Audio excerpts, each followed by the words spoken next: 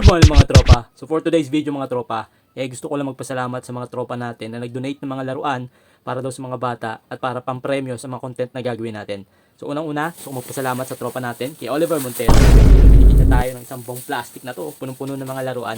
So pipilian natin yan, tapos ibabalot din natin para pa-premyo or else pamimigay natin sa mga bata na manghihingi sa atin ng sticker, isasabay na rin natin to. Pangalawa, sa isa ko pang tropa, yan, shoutout sa VNC. VNC is isa rin siyang seller ng laruan.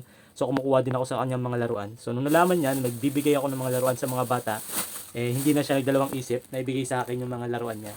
So maraming salamat sa inyong mga tropa. Unti-unti na may tumutulong sa atin mga tropa. Maraming salamat mula sa puso ni Buti pa si Tonton.